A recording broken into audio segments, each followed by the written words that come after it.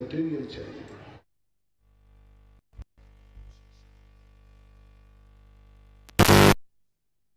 कर्म अलग है और औदारिक शरीर अलग है। जिसे काय योग कहते हैं। औदारिक शरीर काय योग जो है और औदारिक नाम कर्म अलग है। औदारिक नाम कर्म के उदय से ही शरीर बनता है, लेकिन औदारिक नाम कर्म जो है वह शरीर नहीं है। तो जो यहाँ पर जब जीव जन्म लेता है तो यहाँ इस शरीर के निर्माण करने के लिए जो कर्म मटेरियल इकट्ठा करता है वो पर्याप्ति नाम कर्म के उदय से करता है। और प्रथम समय से लेकर के जीवन के अंतिम समय तक पर्याप्ति नाम कर्म का उदय होता है। क्योंकि आप लोग जो भोजन से ही जीवित नहीं है, ये नौ कर्मणा पर्याप्ति नाम कर्म से अपन लोग 24 घंटे इस शरीर का भोजन हवाओं से नौ कर्मणाओं से ग्रहण करते रहते हैं। यदि पर्याप्ति नाम कर्म क्षीण हो जाए तो हमारा शरीर कितना भी खिलाओ पिलाओ, कई लोगों को कितना भी खिलाओ पिलाओ वो मच्छर पहलवान ही बने रहते हैं। और कई लोग बिल्कुल रूखा सूखा खाते हैं लेकिन बहुत हट्टे कट्टे होते हैं। उनका पर्याप्ति नाम कर्म इतना जबरदस्त है कि वो नौ कर्मणाओं को सशक्त ग्रहण करते हैं, ऐसा मानना चाहिए। तो पर्याप्ति नाम कर्म, और ये 14वें गुण स्थान तक पर्याप्ति नाम कर्म का उदय है। तीर्थंकर जो अब नौ कर्माहार जो तीर्थंकर करते हैं, 8 वर्ष अंतर मुहूर्त कम, एक पूर्व कोटि वर्ष तक बिना खाए पिए वो जीवित रहते हैं। कौन सा कर्म उनको जीवित रखता है? पर्याप्ति नाम कर्म के उदय से वो इतनी नौ कर्म वर्णाएं ग्रहण करते रहते हैं जिनसे उनका जीवन चलता रहता है। इसलिए पर्याप्ति नाम कर्म 3 प्रकार का, वैक्रियक में काम करता है, औदारिक में काम करता है और आहारक में करता है। इन 3 शरीर की ही पर्याप्तियाँ होती हैं। तेजस और कार्बन शरीर की पर्याप्तियाँ नहीं होती हैं। 3 शरीर 9 कर्म रूप हैं, इसलिए इनको पर्याप्ति नाम कर्म की जरूरत होती है। कोटा की जिज्ञासा और है एक, सम्मूर्छन मनुष्यों की कितनी उत्कृष्ट और जघन आयु होती है तथा इनका औदारिक शरीर होता है क्या, और उन्हें उसे देखा जा सकता है क्या? सम्मूर्छन जीवों की उत्कृष्ट जो आयु है वो 1 पूर्व कोटि वर्ष की होती है। सम्मूर्छनों की इससे ज्यादा नहीं होती। सम्मूर्छन मनुष्य की नहीं, सम्मूर्छन मनुष्य की तो आयु मात्र लब्धि पर्याप्तक के रूप में जैसा माना जाता है। इसके अंदर भी 2 मत हैं। एक श्वास के 18वें भाग में ही उसका जन्म मरण होता है, लेकिन कई लोगों ने ऐसी व्याख्या की है कि 1 मुहूर्त में 24 भव धारण करता है सम्मूर्छन मनुष्य। तो मुहूर्त के हिसाब से चलते हैं तो 2 मिनट का होता है, लेकिन पूज्यवर नेमीचंद महाराज श्री घोमट सार के अंतर्गत ऐसा नहीं मानते। उन्होंने कहा कि नहीं, वह भी सम्मूर्छन भी कोई भी हो, जो मनुष्य है जो अपर्याप्तक है, लब्धि पर्याप्तक है, उसका उम्र वही है जो एक श्वास के 18वें भाग प्रमाण है। तो इन दोनों मतों को ध्यान में रखते हैं तो अधिकतम 2 मिनट से ज़्यादा इसकी आयु नहीं होती। सम्मूर्छन जीव की जो आयु है, सम्मूर्छन की अधिकतम वो 1 पूर्व कोटि वर्ष होती है, जो त्रियंशों में घटित होती है। स्वयंभू रमण समुद्र के अंदर जो सम्मूर्छन मत्स्य हैं उनकी इतनी आयु जानना चाहिए। इनका औदारिक शरीर होता है और क्या उसे देखा जा सकता है? मनुष्यों का औदारिक शरीर ही होता है सम्मूर्छन मनुष्यों का, ऐसा प्रश्न नियम से मनुष्य त्रियंशों का औदारिक ही होता है, ऐसा मानना चाहिए। और उन्हें देखा जा सकता है? सम्मूर्छन मनुष्यों को देख सकते हैं क्या? हाँ, सम्मूर्छन मनुष्य नहीं देखने में आएंगे, क्योंकि उनकी अवमानना अंगुल के असंख्यात में भाग प्रमाण है। उनको हम नेत्रों से नहीं देख सकते, इंद्रियों के द्वारा वो ग्रहण करने योग्य नहीं है। हाँ, हमारे द्वारा उनका घात हो सकता है ऐसा। एक जिज्ञासा आई है महाराज जी, प्रत्यंत परिवार से, रायपुर परिवार है। गुरुवर के चरणों में बारंबार नमोस्तु। जिज्ञासा है, मुनिवर हमारे परिवार में शोर हो गई, रिश्तेदार कह रहे हैं कि पाप का पैसा है, किसी काम में नहीं आएगा, तो गुरुवर क्या हम प्रत्यंत नहीं कहलाएंगे? हम किस वेशभूषा में किस स्थान पर बैठेंगे? द्रव 10वें दिन या 11वें दिन चढ़ाएंगे, हमारा सकलीकरण तो होगा नहीं। तो मुनिवर भविष्य में आपके सानिध्य में पंचकलर में बड़े पात्र बनकर सहभागिता करें, आशीर्वाद दें। अब मैं क्या करूं? आप बताएं कहाँ बैठेंगे? शोर सूतक हो गए तो क्या? हमारे यहाँ एक बहुत पहले एक ब्रह्मचारी जी थे, कुंडलपुर में रहा करते थे, लाहिरी जी ब्रह्मचारी थे। वो जब उनको कोई होता था तो वो कहते दे धरे को दंड, इस शरीर को धारण करने का दंड है, और तुम्हें जो सूर सूतक मिला ये परिवार को साथ में लेकर चलने का ये दंड है। परिवार के साथ रहते हो ना तो अभी मिलेगा। अब भावना भाव के भविष्य में ऐसा कोई मौका मिले जहां इन सबसे ऊपर उठ सके।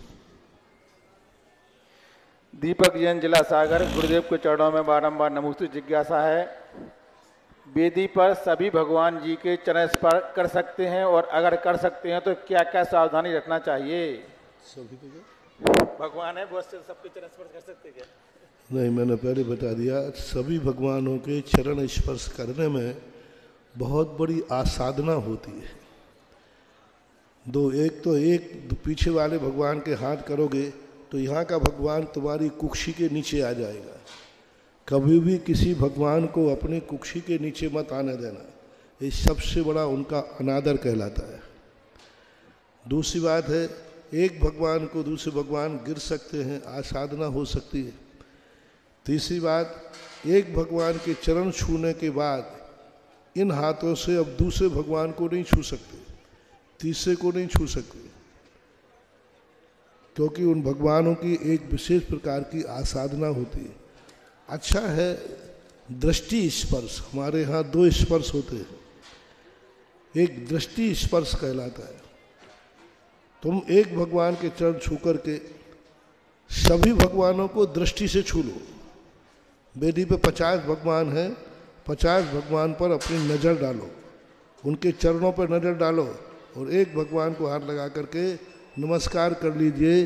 सभी भगवानों की एनर्जी तुम्हें एक भगवान से प्राप्त हो जाएगी।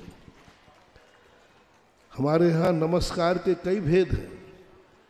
एक हमारा विधिवत साष्टांग पंचांग नमस्कार है, दूसरा नमस्कार हाथों से है, तीसरा नमस्कार गर्दन झुका के है, एक दृष्टि नमस्कार की चर्चा है। दृष्टि नमस्कार कहलाता है, जैसे अपन ने किसी भगवान को या किसी को देखा, आँख पलक झपका दिया, अब पलक झपकाते ही ये नज़र नमस्कार कहलाता है। तो सभी मूर्तियों को दृष्टि से स्पर्श करना और दृष्टि से नमस्कार करने में आपका काम हो जाएगा। सभी मूर्तियों का वेदी पर चढ़ कर के स्पर्श करना आसाधना ही होती है, उपलब्धि कुछ भी नहीं है। संजय डोडिया, चंदेरी।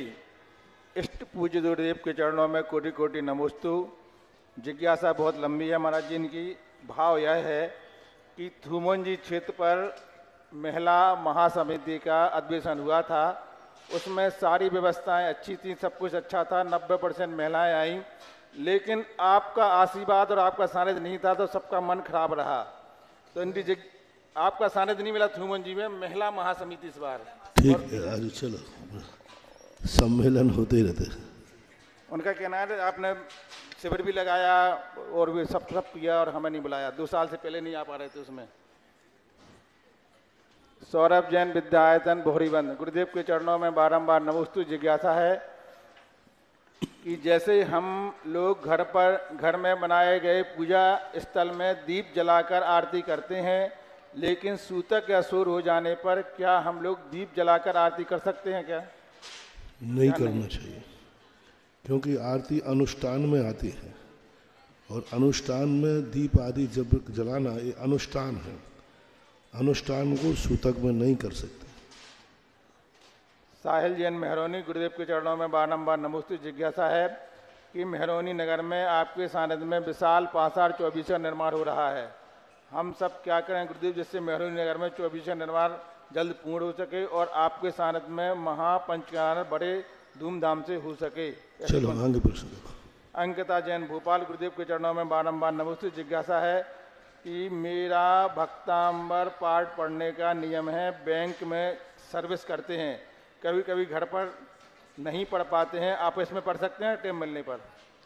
आपस में मतलब जहाँ दफ्तर में पढ़ सकते हैं रह करके? देखो पढ़ कर ही सकते हो, पाठ करने के रूप में आपको वहाँ बैठ कर के भी निश्चिंत होकर के बैठ कर के करें तो ठीक है, लेकिन एक श्लोक पढ़ लिया, वो ग्राहक से बात कर लिया, फिर दूसरा पढ़ लिया, तो स्मरण करना अलग चीज़ है, पाठ करना अलग चीज़ है। पाठ तो कभी ऐसे सामान्य रूप से उच्चारण, आप यात्रा कर रहे हो, भक्तांबर पढ़ो ना, यात्रा में, रेल में, गाड़ी में बैठे हो, विहार कर रहे हो, चल रहे हो, भक्तांबर पढ़ो, कैसी व्यवस्था में, लेकिन वो पाठ के रूप में नहीं आएगा।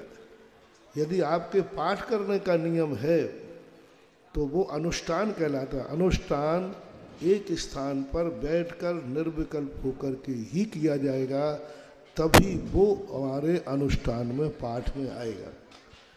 बाकी बिना उसके आप सदुपयोग करने के लिए कभी भी किसी भी दशा में आप पाठ कर सकते हैं, कोई बाधा नहीं, लेकिन वो नियम वाले पाठ में नहीं आएगा कि तुमने नियम लिया कि मैं पाठ करूँगा, उसके लिए तो बैठ करके एक स्थान पर ही करना होगा। सौरभ जैन विद्यायतन बोहरीबंद, ये तो हो गया। राजवीर जैन जाकलौन, गुरुदेव के चरणों में बारंबार नमस्ते। जिज्ञासा है, मैं क्लास 6 में पढ़ता हूँ, मुझे याद नहीं होता है, क्या करूँ जिससे मुझे याद होने लगे? तुम्हें बहुत अच्छी तरह याद होता है, तुम्हें जो बीमारी है वो बीमारी है ही नहीं।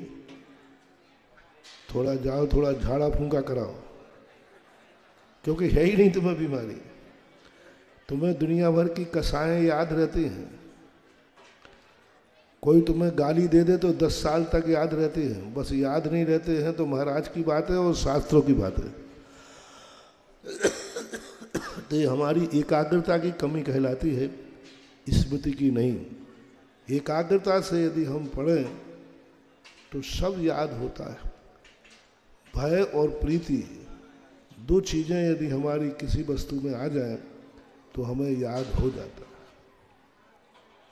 प्रियंका जैन किशनगढ़ राजस्थान, गुरुदेव के चरणों में बारंबार नमस्ते। जिज्ञासा है, ये जहाँ पर रहते हैं, रहने के बाद उसी मोहल्ले में कांजी पंथ का मंदिर बनने जा रहा है, तो वह सही है कि गलत है? कांजी पंथ का अब ये सब बन रहा है तो बन रहा है, तुम क्या कर सकते हो?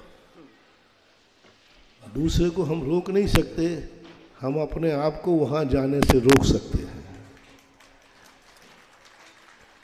दूसरे के मकान बनाने से हम कैसे रोक सकते हैं? नहीं जहाँ पसंद है हम उस मकान में नहीं जाएंगे।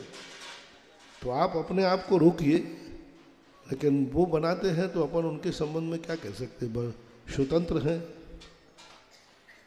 वैभव काला सूरत, गुरुदेव के चरणों में बारंबार नमस्ते। जिज्ञासा है, महाराज जी, पंचकल्याण की जो पत्रिका होती है उसमें लिखा रहता है जिन बिंब श्रीमद जिनेन्द्र, तो श्रीमद जिनेन्द्र का अर्थ क्या होता है? श्रीमत बोलते हैं लक्ष्मी वाला। हमारे संस्कृत में बंतु और मंतु ये दो प्रत्यय आते हैं। तो धनवान, श्रीमान, श्री वाला, यानी जो समस्त लक्ष्मी के स्वामी हैं, श्रीमद जिनेन्द्र। वो जिनेन्द्र भगवान कैसे हैं? श्रीमद। तो श्रीमद शब्द जिनेन्द्र दो प्रकार के। एक जिनेन्द्र वो होते हैं जो अंतरंग लक्ष्मी के स्वामी हैं लेकिन बाह्य लक्ष्मी नहीं है, जैसे सामान्य केवली कहते हैं। और यहाँ जो तीर्थंकर जिनेन्द्र हैं, तो श्रीमद शब्द जो है तीर्थंकर का वाचक है कि ये जिनेन्द्र भगवान दोनों प्रकार की लक्ष्मी के स्वामी हैं, यानी ये प्रतिष्ठा मूल रूप से तीर्थंकर की हो रही है। तो श्रीमद शब्द का अर्थ है श्री वाले, लक्ष्मी के स्वामी, अंतरंग और बहिरंग लक्ष्मी जिनके पास है, ऐसे जिनेन्द्र भगवान के बिंब की प्रतिष्ठा है, ऐसा आनंद। राजीव जैन शिवरार्थी अमर पाटन। गुरुदेव के चरणों में बारंबार नमोस्तु। जिज्ञासा है, हरिवंश पुराण में पढ़ा था बाढ़नीवर समुद्र का जल शराब के समान होता है, तो क्या इस जल में कोई उपयोग करता होगा? बाढ़नीवर जो समुद्र है उसका जो जल है वो शराब के समान होता है। ढाई द्वीप के बाहर जितने समुद्र हैं वे सब विशेषता को लिए हुए, क्योंकि उनमें जलचर जीव नहीं होते, उनमें काई आदि नहीं होते, उनमें वनस्पति विशेष प्रत्येक वनस्पति आदि उनके अंदर नहीं होते। वो माँ जलकाय जीवों के रहते, विकलत्रय वहाँ नहीं होते ढाई द्वीप के बाद। यही विशेषता उनकी है। और नाना प्रकार के लोग जल हैं, घृतवर भी है, वारी है, और नंदीश्वर द्वीप के बाद जो क्षीरोदरी आदि है। तो ये जैसे नाम वाले हैं वैसे ही उनके रंग हैं, उनके स्वाद हैं, लेकिन वही नहीं है। क्षीरोदरी क्षीर के समान है, स्वाद भी है, लेकिन उससे मंथन करने से हम घी निकालना चाहें तो घी नहीं निकलेगा, उसको हम जमाना चाहें तो दही नहीं, हम उसको ओंटना चाहें तो रबड़ी नहीं बनेगी, मावा मिष्ठान नहीं बनेगी, क्योंकि पानी पानी ही होता है, ऐसा माना है। कुमारी नीलम जैन जाखलन उत्तर प्रदेश। गुरुदेव के चरणों में बारंबार नमोस्तु। जिज्ञासा है, वर्तमान में लोग धर्म आयोजन तो बड़े उत्साह से करते हैं, पर धर्म भावना से शून्य होते जा रहे हैं, ऐसा क्यों? परिस्थितियों से व्यक्ति इतना ज़्यादा परेशान है, इतना ज़्यादा परेशान है कि उसको धर्म और मोक्ष दिख ही नहीं रहा। वो कह रहा पहले मेरी समस्या का समाधान करो। उससे कहें कि तुम कुछ धर्म करो, धर्म क्या करो? तो परिस्थितियां लोगों को इतना ज़्यादा जकड़ ली हैं। कुछ तो पुण्य की हीनता है, पंचम काल है, उस पुण्य की हीनता में वो जी भी नहीं पा रहा सही से, जीने लायक भी उसका पुण्य नहीं है कि वो शांति से जी सके, वो शांति से बैठकर माला फेर सके, शांति से बैठकर कुछ आत्मा की चर्चाएं कर सके, क्योंकि उसके कर्म की हीनता से वो इतना दुखी है, परेशान है। दूसरा है महत्वाकांक्षा।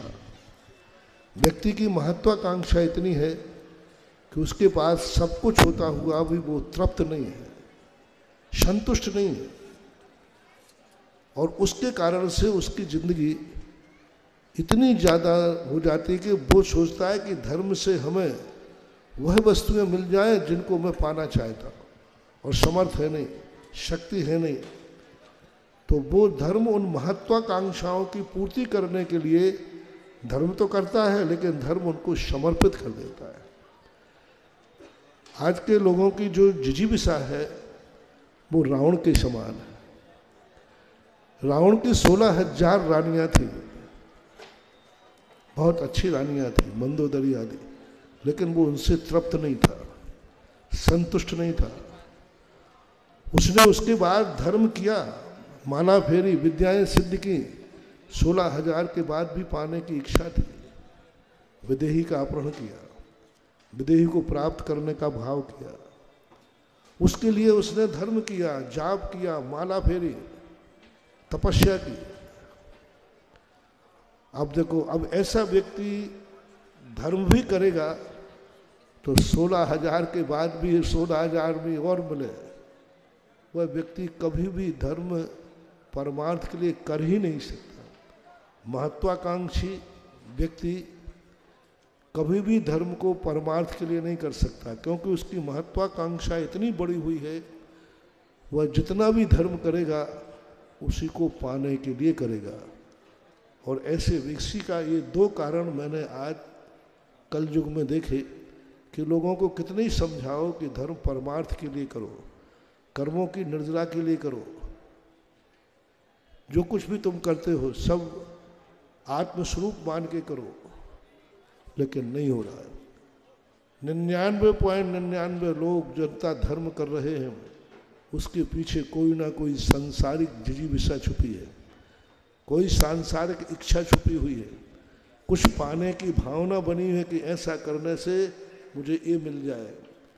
कर्मों की निर्जरा के लिए शांति धारा करने वाले बहुत कम हैं, कुछ ना कुछ या तो संकट दूर करने के लिए या कुछ पाने के लिए करते हैं। तो ये दो चीज़ें व्यक्ति के अंदर हैं इस कलयुग में, सतयुग में भी था। ये दो चीज़ें, एक तो अभाव, दूसरा महत्वाकांक्षा, तृष्णा। ये दोनों व्यक्ति को धर्म तो कराते हैं लेकिन परमार्थ रूप से धर्म नहीं करने देती ये दोनों परिणतियाँ। ऑनलाइन जिज्ञासाओं के पश्चात जिनवाणी चैनल, सुधा कलश चैनल और आदिनाथ चैनल के समक्ष विराजित सभी गुरु भक्तों की ओर से और साक्षात यहाँ पर गुरु जी के पावन चरणों में विराजित सभी मुनि भक्तों की ओर से पूज्य मुनि द्वय के चरणों में बारंबार नमोस्तु नमोस्तु नमोस्तु। आज के इस जिज्ञासा समाधान कार्यक्रम में प्रथम जिज्ञासा रखेंगी सम्माननीय ब्रह्मचारिणी विमलेश दीदी जी और इसके बाद तैयार रहेंगे श्रीमान सीलचंद जी अनोरा दाऊ। गुरुजी, आपका जो भी शेयर जारी होता है हमेशा ओवर सब्सक्राइब होने लगता है। आज नाम ही इतने हैं कि बोलने में हमें लगता है समाधान पूरा नहीं हो जाए। शोभा जैन, प्रमोद जैन, अंकिता, ईशान, स्वाति जैन 500 ग्राम चांदी छत्र के लिए। रीनू जैन जयपुर 1,11,111 रुपए छत्र के लिए। 1 किलो चांदी विजय नेहा ज्योत्सना जैन सक्षम यमुना विहार दिल्ली। और 500 ग्राम अरुणा ऋतु अनु कीर्ति झांसी 51,000 रुपये। नीलम संदीप समीक्षा अग्रणी रोहतक हरियाणा। श्री महेश चंद मोदी, चंदा देवी, अखिलेश कुमार, मंजू देवी, आलोक कुमार मोदी, सुचिता अरहम मोदी परिवार पूना 51,000 रुपये छत्र निर्माण के लिए। 1 किलो चांदी श्रीमती ममता अरविंद कुमार सौरभ वो भी गौरव स्तुति वैभव समस्त बड़ौदा वाले परिवार जी। 11,111 नगद राशि आई है। श्रीमान सुमन बिरधा, आनंद बिरधा, पारसनाथ कॉलोनी छत्र हेतु। और 31,000 रुपये श्रीमान आशु जैन वाइफ ऑफ श्री अजय जैन, देवांश जैन पंचकुला, वैभव जैन हरियाणा असीम कालीन भक्तांबर हेतु भी इन्होंने अपना नाम दिया है। और छत्र चांदी के लिए डॉक्टर प्रबुद्ध जैन, श्रीमती चंदा जैन, शास्त्री नगर भीलवाड़ा 21,000 रुपये। नेमचंद जैन, पुष्पा जैन छत्र में चांदी के लिए दिल्ली से 1,11,111 रुपये। आरव जैन, निखिल जैन उदयपुर 21,000 रुपये छत्र निर्माण हेतु। और श्रीमती बीटा नितिन जैन पुत्री श्रीमती संध्या अशोक 21,000 रुपये नगद राशि। हमारे अशोक जी जाखलोन वाले परिवार हैं ये। 51,000 रुपये श्यामा देवी, मनोज कुमार, पिंटू कुमार सिंघवी कुकर खेड़ा राजस्थान 51,000 रुपये की राशि। श्री राकेश, श्रीमती शशि शशांक, श्रीमती दिशा हर्षता लाभांश ब्याह परिवार 1 किलो चांदी। श्रीमती सुमनेश जैन वाइफ ऑफ स्वर्गीय शांत जैन बिरधा वाले परिवार 500 ग्राम चांदी। कृपया जिज्ञासा करें। जिज्ञासा करेंगी ब्रह्मचारिणी विमलेश दीदी जी। तैयार रहेंगे श्रीमान सीलचंद जी अनोरा दाऊ। महाराज श्री, आज जो घट यात्रा का एक ऐतिहासिक कार्यक्रम ललितपुर नगर में जो हुआ है, वास्तव में महाराज श्री जब इस महामहोत्सव का आगाज इतना अच्छा है तो अंजाम क्या होगा, सभी व्यक्ति यही सोच रहे हैं। आज वो ललितपुर नगर में हुआ जो आज तक कभी नहीं हुआ। 93 को हम सभी लोग याद करते थे कि 93 में हम लोगों ने बहुत बड़ा रिकॉर्ड बनाया था। आज वो सारे रिकॉर्ड पीछे रह गए और जो 93 के गजरत में भीड़ रही होगी, गजरत की फेरी के दिन, 9 गजरत के दिन, वो आज के घट यात्रा में इतनी भीड़ थी। महाराज श्री, आज पूरा ललितपुर केवल जैन समाज ही नहीं, पूरी जैनेतर समाज हमारे इस पंच कल्याणक महोत्सव के रंग में रंगी हुई नजर आ रही थी। सारे भक्ति में झूम रहे थे। इतने सारे महिला मंडल सभी अपने अपने ड्रेस में और एक साथ जुलूस, ऐसा जुलूस ललितपुर में भूत और भविष्यति वाली कहावत तो नहीं कहेंगे क्योंकि भविष्य में आप भी आएंगे और ये रिकॉर्ड पुनः टूटेंगे, लेकिन अभूतपूर्व जरूर कहेंगे कि आज तक ऐसा कभी नहीं हुआ। जैसे कि सारी महिलाएं चल रही थी, कहीं धूप के घट लेकर के चल रही थी तो सारे वातावरण को सुगंधित कर रही थी, कहीं केसर के छांटे सभी के ऊपर दिए जा रहे थे, कहीं मंत्रों के द्वारा जल की शुद्धि के द्वारा पूरे मार्ग को प्रशस्त किया जा रहा था। ऐसा सुंदर वातावरण महाराज श्री। और इसमें देखो, हमने दोपहर में भी कहा था, 9 गजत के लोग कह रहे थे कि आज के पहले, अरे तुम लोग जो गजत देख रहे हो ना, तुम क्या देखो जो 9 गजत का मजा था। अभी बाद में उन्होंने कहा, शीलचंद उन्होंने आके बोले, कल तक वही कहते थे बड़ा 9 गजत तो 9 गजत थे, उसमें सब पात्र बने थे ना। आज उन्होंने आगे कहा, महाराज वो तो कुछ भी नहीं था जो आज था। जिज्ञासा करेंगे दीदी। परम पूज्य महाराज जी के चरणों में बारंबार नमन करते हैं, वंदन करते हैं, अभिनंदन करते हैं। श्री पूज्य सागर महाराज जी के चरणों में भी वंदन करते हैं। जिज्ञासा रखने के पहले मैं इस नज़ारा को देख करके मुझे 2 पंक्तियाँ याद आ गई हैं। इंद्र जब आसमां से इस जमी पर देखता होगा, इंद्र जब आसमां से इस जमी पर देखता होगा, नगर इतना बड़ा किसने बनाया सोचता होगा, नगर इतना बड़ा किसने बनाया सोचता होगा, इंद्र जब आसमां से इस जमी पर देखता होगा। जब लोग परम पूज्य अभिनंदन नाथ भगवान की जय हो। महाराज जी के चरणों में वंदन करते हुए, जब भी पंच कल्याणक होते हैं साक्षात, तो भगवान का जन्म कहीं और होता है, तप का स्थान कहीं और होता है, केवल ज्ञान का स्थान कहीं और होता है, और मोक्ष का स्थान कहीं और होता है। लेकिन इस नगर का ऐसा अतिशय है कि यहाँ गर्भ स्थान भी यही रहेगा, जन्म स्थान भी यही रहेगा, तप का स्थान भी यही रहेगा, और केवल ज्ञान का स्थान भी यही रहेगा, और मोक्ष का स्थान भी यही रहेगा।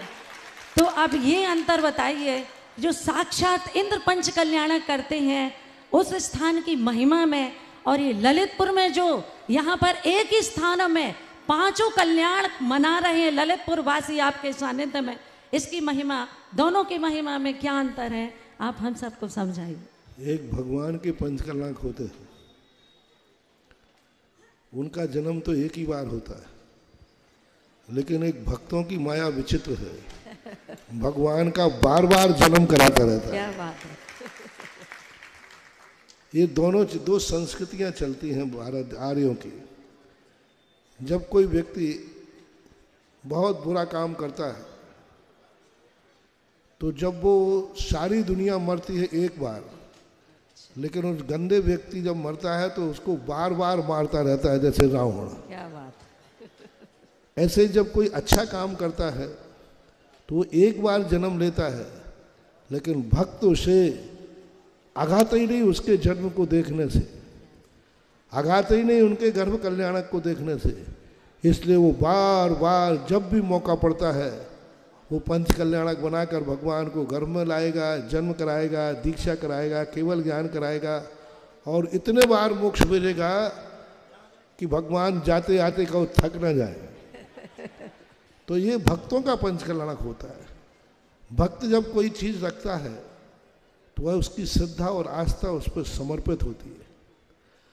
उन तीर्थंकरों से भक्तों को ज़्यादा लाभ नहीं था। साक्षात तीर्थंकर के जो पंच कल्याणक होते हैं उनका लाभ भगवान को होता है, भगवान को होता है। लेकिन सौधर्मेंद्र आदि मनाते हैं, हमने पहले भी कहा था। लेकिन जब भक्त अपने भगवान की मूर्ति बना करके भगवान बनाता है तो इसका सातिशय पुण्य भक्त को होता है। बहुत अच्छा। इसलिए सौधर्मेंद्र अपने जीवन में असंख्यात साक्षात तीर्थंकरों के पंचकरणक करता है, लेकिन उनके असंख्यात तीर्थंकरों के पंचकरणक का पुण्य एक स्थान पर संचय किया जाए और एक मूर्ति की प्रतिमा का जो पंचकल्याणक मनुष्य करता है कर्मभूमि में, इसका पंचकरणक संचय किया जाए तो सौधर्मेंद्र से असंख्यात गुणा ज़्यादा होता है, क्योंकि वो तो उसका नियोग है। अब नियोग के साथ में वो जितनी विशुद्धि बढ़ा लेता है वो उसका है, लेकिन यहाँ तो कोई जरूरी नहीं है, नियोग नहीं है, लेकिन फिर भी अपनी पुरुषार्थ, अपनी आस्था के माध्यम से वह भगवान का वह रूप देखना चाहता है जो रूप पहले था। वो रूप आज देख नहीं पाया, लेकिन अपनी कल्पना से बन करके वो रख कर लेता है कि नहीं भगवान, आप भली चले गए, लेकिन आपने जो कृत्य किए हैं उन कृत्यों को हम बार बार देखना चाहते हैं। इसलिए भक्त अपने रूप में उनको बार बार पुनः, सभी लोग, भारतीय लोग अपने भगवानों को बार बार रूप दिलाते हैं। यही इनकी भक्ति का सबसे बड़ा अतिरेक है, और यही भक्ति इनको एक दिन साक्षात पंच कल्याणक रूप दिला सकती है, दिलाती ही है। इसके बाद जिज्ञासा करेंगे श्रीमान सीलचंद जी अनोरा दाऊ, और तैयार रहेंगे हमारे गुरुजी के ऐसे परम भक्त। जब गुरुजी का चातुर्मास अजमेर नगर में हुआ तो वहां पर श्रीमान गुलाब चंद जी, सावित्री जी वर्मा अजमेर से, ये जैन नहीं होने के बाद भी इनका इतना समर्पण, इतना भक्तिभाव गुरुजी के प्रति और अपने जैन धर्म के प्रति कि इन्होंने उस समय जब कोई सीडी रिकॉर्ड नहीं होती थी, उस समय गुरुजी के प्रवचनों को पूरा हैंड राइटिंग में लिखा हुआ है, और आज भी पूरा रिकॉर्ड इनके पास 7 महीने के प्रवचन डायरी में लिखे हुए रखे हुए हैं। ऐसे भक्त गुलाब चंद जी यहाँ पर आए हुए हैं, श्रीफल अर्पण करें और इसके बाद जिज्ञासा के लिए तैयार रहें। इसके बाद आप करें, आप श्रीफल अर्पण करें। आगे तनु आर्जव बीना ये अपनी गुल्लक लेकर के आए हैं छत्र के लिए। विवाह जैन, प्रियंका जैन, समस्त चरणों वाले परिवार 400 ग्राम चांदी, और श्रीमती प्रभा देवी, सीमा जी, निधि जी, धर्मेंद्र जी, गुड़ वाले संजीव सजल परिवार 1 किलो चांदी, और श्रीमती मीना देसु मीसू मोहन मावा परिवार देवोदय का विधान और छत्र के लिए 1 किलो चांदी, और श्री सुधा जी, श्री रवीन जी ग्वालियर 11,000 रुपये 1 किलो चांदी। मधु, स्वाति, प्रीति, प्रिया महोली परिवार की ओर से 1 किलो चांदी। अनिल, किरण, राहुल, नुना बड़ौदा गुजरात से 250 ग्राम चांदी, और 11,000 रुपया छत्र के लिए श्रीमती कल्पना जैन, श्रीमती श्वेता जैन, कुमारी सुचि जैन, उमंग जैन, दमोह मध्य प्रदेश। कृपया जिज्ञासा करें दाऊ। मेरे गुरुवार जगत पूज निर्यापक मुनि पुंगव श्री सुधा सागर जी, पूज सागर जी, मेरे गुरुवार स्वयं ही नंबर 1 का दर्जा देते हैं और उसी को स्वयं सेकंड कर देते हैं। ऐसे गुरुवार को कोटसा नवोस्तु नवोस दूसरा नहीं कर पाया अभी तक, मेरे गुरुवार ही उसी को करते सेकंड। हे गुरुवार, हमारी जिज्ञासा है, सन 1991 में 5 गजरथ चले थे, उसकी भी हमने घट यात्रा देखी थी। सन 92 में 7 रथ चले थे, उस सब उसकी घट यात्रा देखी थी। 93 में 9 गजरथ चले थे, उसकी भी घट यात्रा देखी थी। लेकिन हे गुरुवार, जो आज घट यात्रा निकली है वो ऐसी अभी हमने तो देखी नहीं है। भूतो न भवति। गुरुवार एक और बात है, तारीख 27 नवंबर को पंचकन्या की बोलियां हुई थी, जो पात बने थे। हे गुरुवार, हम लोग 45 पात बने, अभी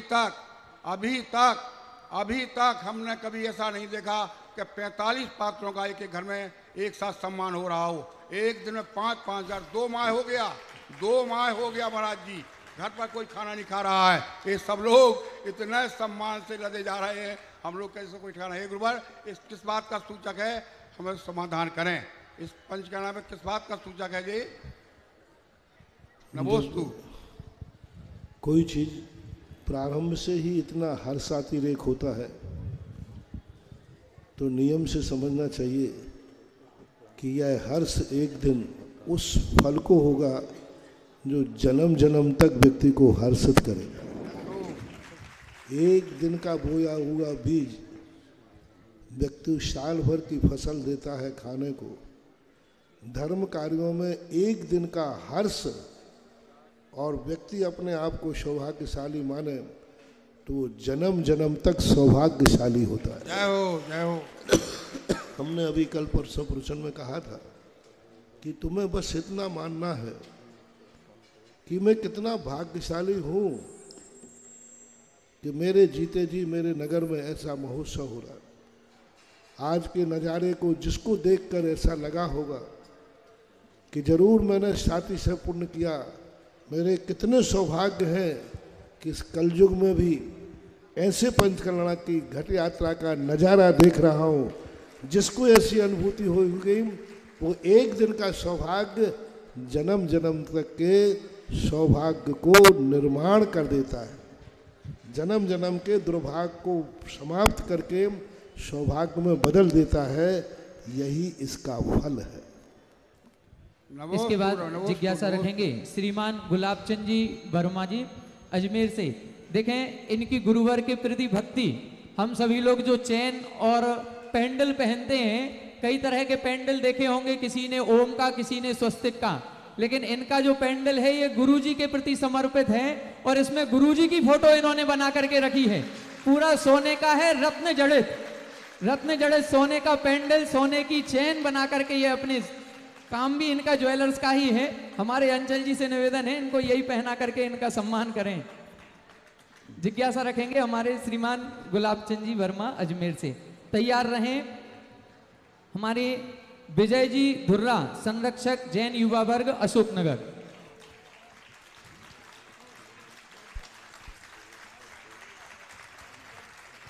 करें, जिज्ञासा करिए। नमोस्तु नमोस्तु नमोस्तु भगवान। गुरुदेव, कुल देवी और कुल देवता की पहचान कैसे करें? कुल देवी और कुल देवता की पहचान कैसे करें? आजकल की पीढ़ी को पता ही नहीं है। दूसरा गुरुदेव, स्वयं के गोत्र में अगर कोई सती हुई हो तो उसको किस रूप में मनाएं? सती हो जाती है ना, सती हो जाते हैं जी। कुल गुरु और कुल देवताओं का जो स्थान होता है वो ये होता है कि हमारे पूर्वज जिसको लेकर के शगुन मानते थे, शुभ मानते थे, उसको मान लिया जाता है। कभी कभी कुलगुरु अतीत से नहीं भविष्य से भी होता है। जब किसी भगवान या गुरु के प्रति श्रद्धा इतनी चरम सीमा तक पहुंच जाए कि उनको ये लगे कि मुझे यही मेरे अंत है और यही मेरा प्रारंभ है, और ऐसे ही भगवान, ऐसे ही गुरु हमें जन्म जन्म में मिले, तो उसी दिन से वही उसके कुल गुरु और वही उसके कुल देवता हो जाते हैं। नमस्ते गुरुदेव। दो प्रकार की चर्चाएं मिलती हैं। एक तो चले आए परंपरा से, कुल गुरु से, कुल से जो चले आए वो होते हैं, लेकिन कभी कभी व्यक्ति को ऐसी अनुभूति हो जाती है कि मुझे यह देवता या गुरु एक हमारे लिए ऐसा आनंद का विषय बन रहा है कि भविष्य में हम जन्म जन्म तक इनके होकर रहना चाहते हैं। तो उस समय से उसका कुलगुरु वही है जिसको वो जन्म जन्म तक के लिए चाहता है। एक बात और जो सतियाँ होती थी, यह एक परंपरा, बड़ी विचित्र परंपरा थी। इस परंपरा को लोगों ने स्वीकार नहीं किया। बीच में ये परंपरा चली, बहुत पुरानी ऐतिहासिक परंपरा नहीं थी, लेकिन लोगों ने उसको प्राचीन बना दिया। और इसी का परिणाम है कि आज कानून से, सरकार से जिस प्रकार की सती प्रथा थी, उस प्रथा को उन्होंने रोकना पड़ा। सती का अर्थ होता है अपने स्वभाव में स्थित होना, अपने स्वरूप में स्थित होना, अपने आप को किसी के प्रति समर्पित हो जाना। तो इतना समर्पित हो जाना कि प्राण चले जाएं लेकिन उनके समर्पण को कोई डिगा नहीं सकता।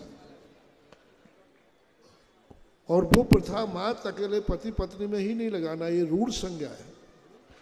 सती और सत्ता का अर्थ भगवान के प्रति भी लग सकता है।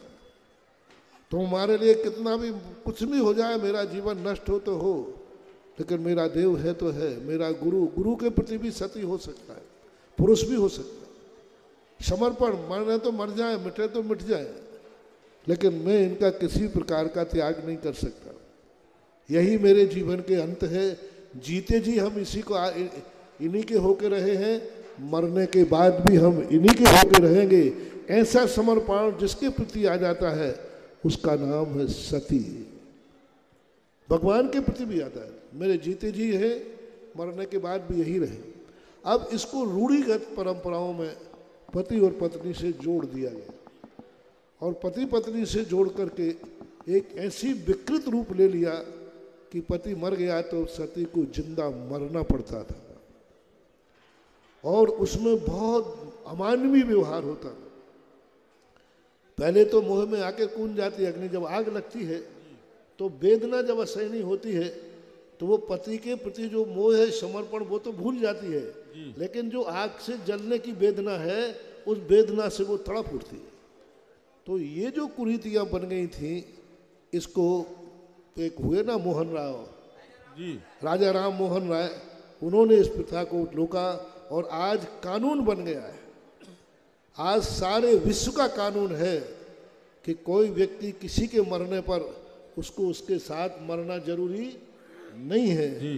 तो ये जो आज विकृत रूप लिया था, आज बहुत अच्छा है। सती का एक ही रूप मानना चाहिए, समर्पण। बस वह समर्पण काम चलाऊ ना हो, वह समर्पण तात्कालिक ना हो, वह समर्पण त्रिकालिक। जिसके प्रति त्रिकालिक समर्पण हो जाता है वही सती है और वही सत्ता है। नमोस्तु गुरुदेव, नमोस्तु गुरुदेव, नमोस्तु। इसके बाद जिज्ञासा रखेंगे हमारे विजय जी धुर्रा जी, और तैयार रहे श्रीमान अजय जी सराफ सागर से। महानुभाव, आज एक ऐतिहासिक कार्यक्रम घट यात्रा के रूप में हुआ। अब यहाँ पर दिन प्रतिदिन रोजाना एक ऐतिहासिक कार्यक्रम होगा। कल जो यहाँ पर ऐतिहासिक कार्यक्रम होने वाला है वह है पूज्य गुरुवर की पिच्छिका का परिवर्तन यहाँ पर होगा, जो संयम का उपकरण कहलाता है। यह कोई साधारण केवल मयूर पंख को इधर से उधर बदलना नहीं है, ये संयम का उपकरण है। ऐतिहासिक क्षण होंगे, असाधारण विशेषताएं इस पिच्छिका में होती हैं। महाराज श्री जब से इन्होंने दीक्षा ली है तब से सारे परिग्रह का त्याग कर दिया, केवल एक उपकरण अपने पास रखते हैं जिसको कभी नहीं छोड़ते। रात दिन केवल उसी के बारे में सोचते हैं, हमारी पिच्छी कहाँ है।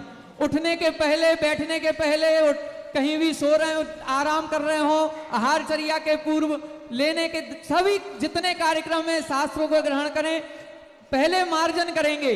वो पिच्छिका की याद सबसे पहले आती है, किसी भक्तों की याद नहीं आती है। ऐसी पिच्छिका, जिस पिच्छिका से लाखों लाखों जीवों का जो घात होने वाला है उनको बचाया गया, लाखों जीवों की सुरक्षा की जाती है, ऐसी पिच्छिका का परिवर्तन होगा। ऐसी पिच्छिका का परिवर्तन होगा जिस पिच्छिका को पूज्य गुरुवर ने अपने हाथों में लेकर के पता नहीं कितने सारे अक्षय क्षेत्र, कितने सारे तीर्थ क्षेत्र, कितने सारे सिद्ध क्षेत्रों की वंदना की होगी, और वहां के साथ ही से पुण्य का अर्जन किया होगा और अक्षयकारी मूर्तियों को वंदना की होगी। और एक विशेषता यह है कि ये तो सामान्य तीर्थ हैं, तीर्थों के तीर्थ, महातीर्थ जो पूज्य आचार्य गुरुवर हैं। ये पिच्छिका इस बार जो परिवर्तित होगी, ये वो पिच्छिका है जिस पिच्छिका से पूज्य गुरुवर ने पिछले बार कुंडलपुर महामहोत्सव में साक्षात गुरु की त्रिवंदना करके नमस्कार किया होगा। यह पिच्छिका साधारण पिच्छिका नहीं है, यह पिच्छिका सामान्य मुनि की पिच्छिका नहीं है, यह पिच्छिका है तीर्थ चक्रवर्ती मुनिराज की पिच्छिका। यह पिच्छिका है निर्यापक श्रमण की पिच्छिका, यह पिच्छिका है जगत पूज्य की पिच्छिका, यह पिच्छिका है मुनि पुंगव की पिच्छिका। अब यह पिच्छिका जब इतनी असाधारण है तो इसको लेने वाला कोई साधारण नहीं होगा। अब इस लेने वाला कौन होगा, देने वाला कौन होगा, किस तरह की असाधारण विशेषताएं उसमें होंगी, ये हम कल देखेंगे। कल दोपहर 1 बजे सभी को यहाँ पर उपस्थित होना है, और जो यहाँ पर उपस्थित नहीं हो पा रहे हैं उनके लिए हमारे जो जिनवाणी चैनल, आदिनाथ चैनल और सुधा कलश चैनल वाले हैं, उन्होंने पूरा 1 बजे से पूरा कार्यक्रम लाइव प्रसारण करने का निश्चय किया है, और संपूर्ण विश्व को यह कार्यक्रम घर बैठे दिखाया जाएगा। लेकिन ललितपुर वाले ध्यान रखें, उनको घर बैठे नहीं देखना है, उनके लिए तो यहाँ पर आना है। और हमें तो महाराज श्री ऐसा लगता है कि जब आज ही ये पांडाल इतना पूरा भर गया है, इतना बड़ा, कल क्या होने वाला है ये तो कल हम देखेंगे।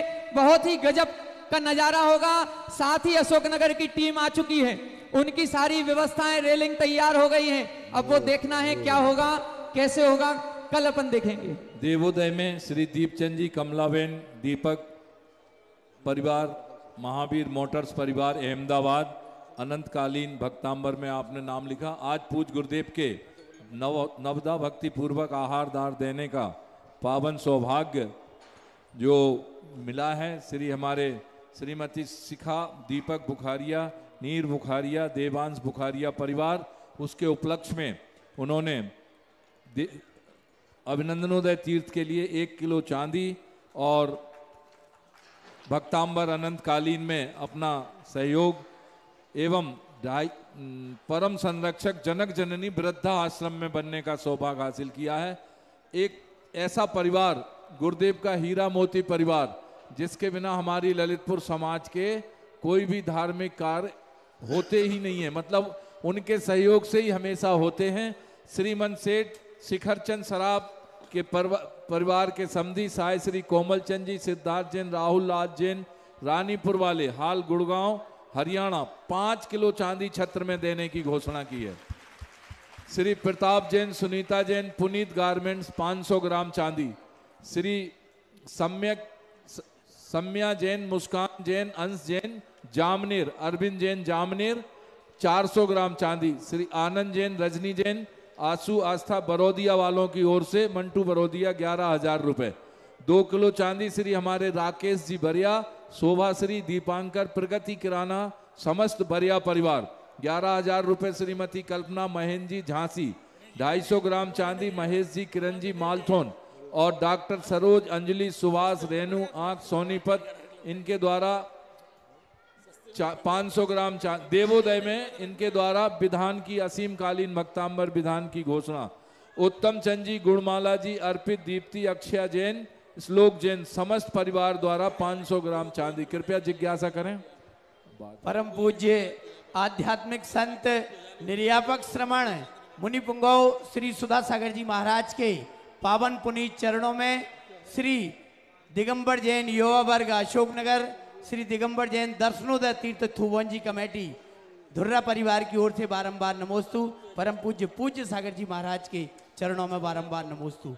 परम पूज्य गुरुदेव, आपके श्री सानिध्य में सन 1993 में ऐतिहासिक 9 गजरथ हुए थे।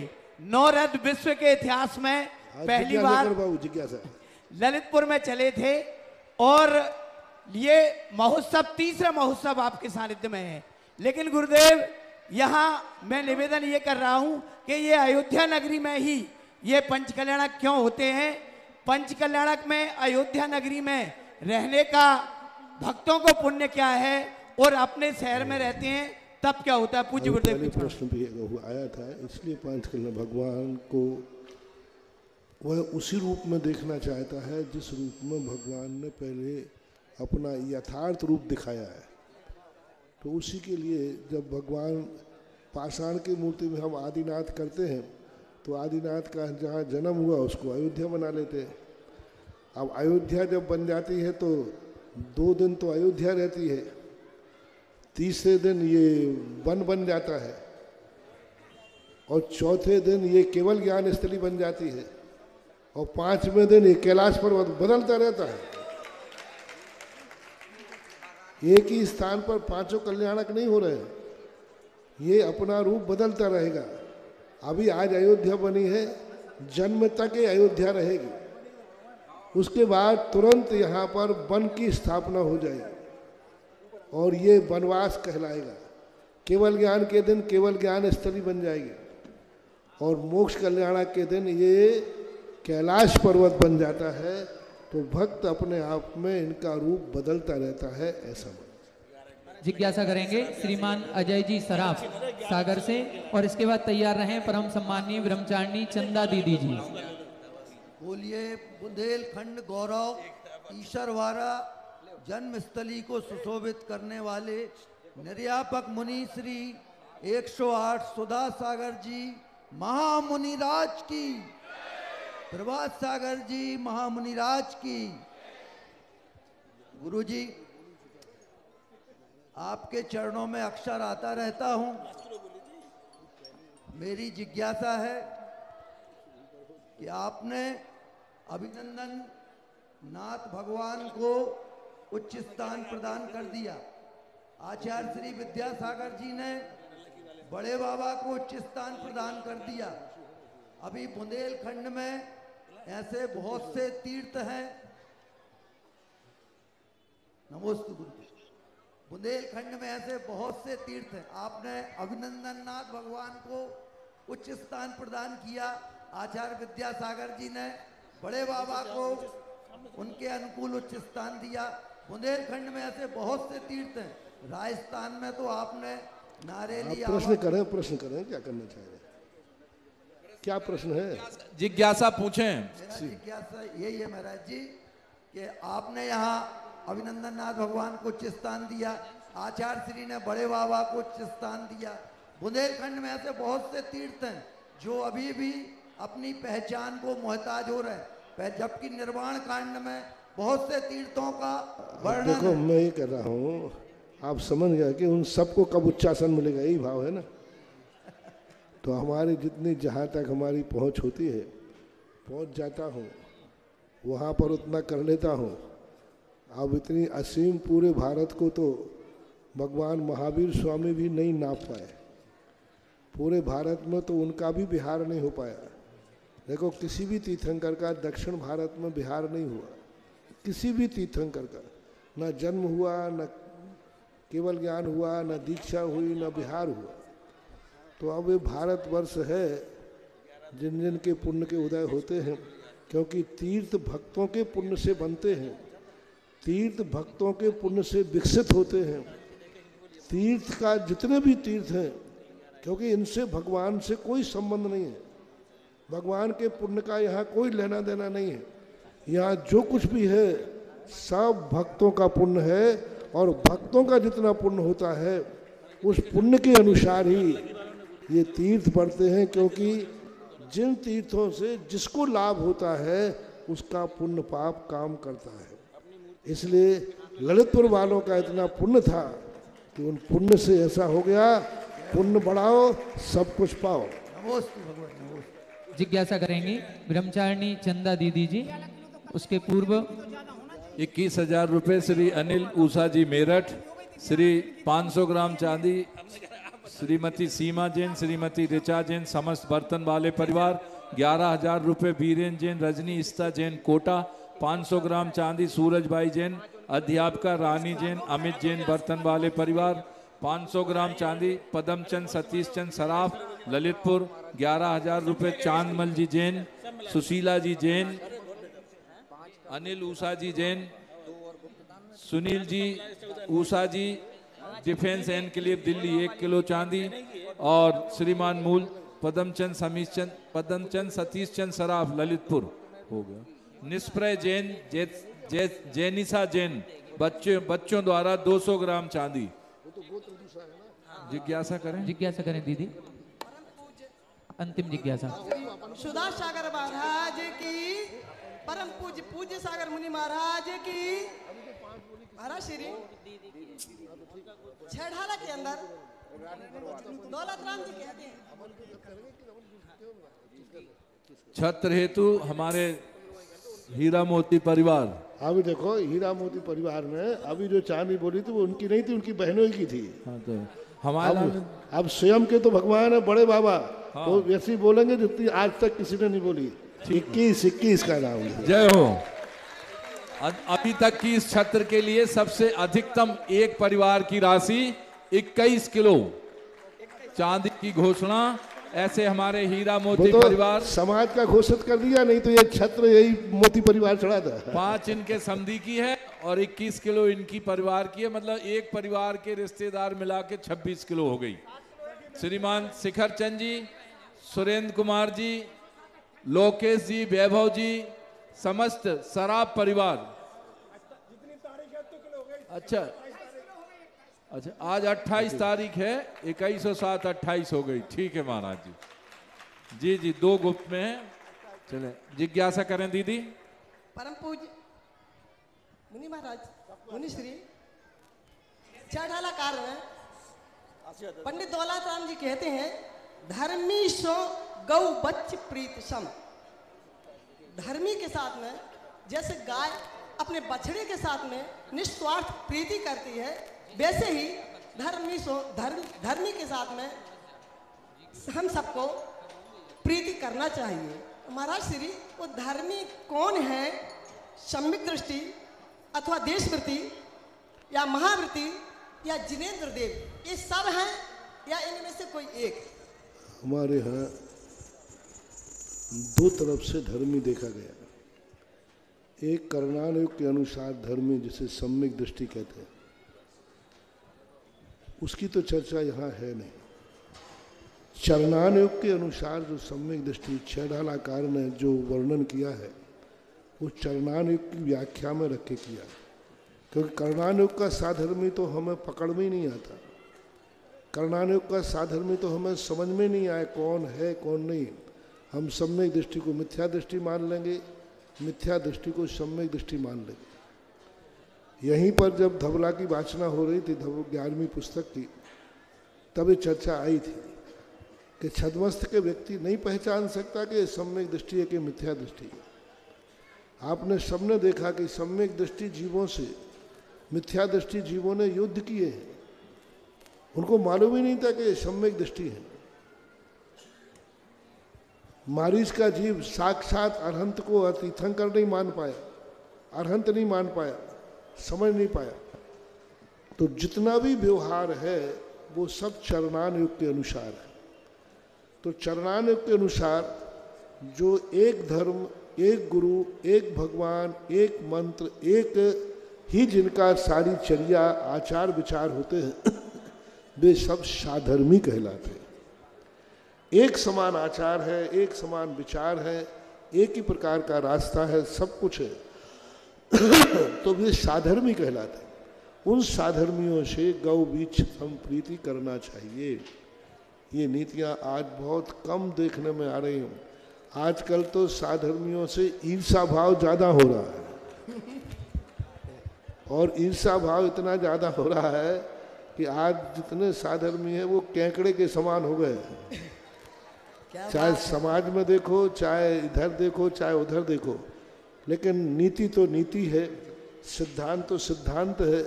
सिद्धांत सदा अमर रहना चाहिए, सिद्धांत सदा सुरक्षित रहना चाहिए। प्रैक्टिकल में तो क्या होता आया है, क्या होता रहेगा, ये सब बातें हैं, लेकिन सिद्धांत है साधर्मी के समान। नमस्ते महाराज, नमस्ते महाराज। आज का जिज्ञासा समाधान कार्यक्रम यहीं पर संपन्न होता है। अब हम सभी मिलकर के आज इस ऐतिहासिक महामहोत्सव के आगाज के दिन पूज्य गुरुवर की आरती करेंगे। पूज्य गुरुवर की मंगलमय आरती करने का सौभाग्य कौन पुण्यशाली महाशाली महापात्र होगा जो पूज्य गुरुवर की आज इस ऐतिहासिक दिन पर आरती करने का सौभाग्य अर्जित करेगा? Hello hello,